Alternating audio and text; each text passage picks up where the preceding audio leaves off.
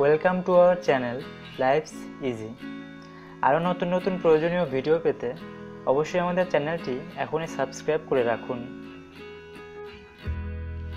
আজ আমরা জানব 5টি শারীরিক আচরণ যা তাৎক্ষণিকভাবে আপনাকে অন্যদের চোখে আকর্ষিত করতে পারবে।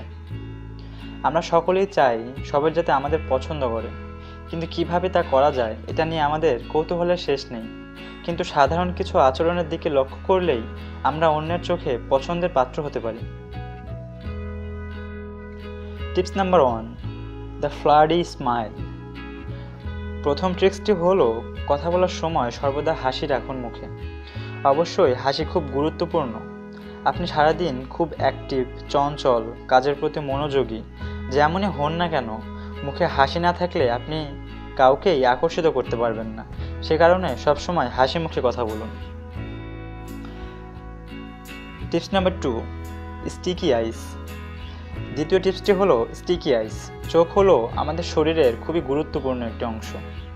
এখানে যেটি আমি বোঝাতে চাচ্ছি সেটি হলো চোখে চোখ রেখে কথা বলাটা কখনোই বন্ধ করবেন না। যখন চোখে চোখ রেখে কারোর সাথে কথা বলবেন তখন তিনি এটাই ভাববেন যে আপনি তার প্রতি মনোযোগী এবং তার প্রতি আগ্রহী। তখন বিপরীত মানুষটিও আপনা আপনি আপনার দিকে আকর্ষণ বোধ করবে। Tips number 3, the big baby pivot. এটি হলো মানুষের মনোযোগের ব্যাপারটা। আপনি কারোর সাথে কথা বলছেন বা হ্যান্ডশেক করছেন, কিন্তু তখন আপনি অন্যদিকে তাকিয়ে আছেন কিংবা ঘাড় ঘুরিয়ে আছেন, অথবা আপনি সোজা হয়ে দাঁড়িয়ে নন। এরকমটা করা যাবে না। একটা শিশুর দিকে যেমন মনোযোগ আমাদের থাকে, তেমনি মনোযোগ দিতে হবে যার সাথে কথা বলছেন।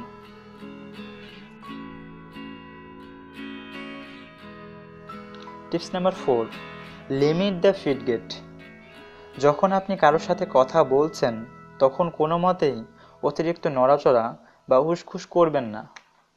এই ব্যাপারটা খুবই চোখে লাগে। কথা বলার সময় অনেকে মুখ চুলকাতে চুলকাতে কথা বলে, কিংবা অনেকেই আছেন মাথা চুলকাতে চুলকাতে কথা বলে।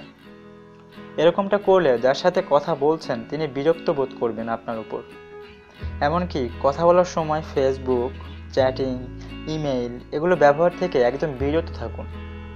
প্রয়োজন না থাকলে ফোন হাতে নেবেন না। Tips number 5, using your hands. হাতের ব্যবহার করুন। হাত শরীরের গুরুত্বপূর্ণ একটি অংশ। এটির ব্যবহার করুন কথা বলার সময়, কিন্তু কখনো হাত ক্রস করে দাঁড়িয়ে কথা বলবেন না।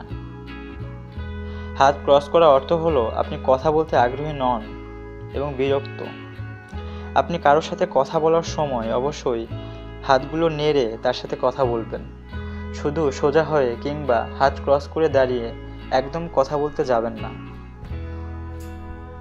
ভিডিওটি দেখার জন্য অনেক ধন্যবাদ। এখনও সাবস্ক্রাইব না করে থাকলে এখনই আমাদের চ্যানেলটি সাবস্ক্রাইব করুন।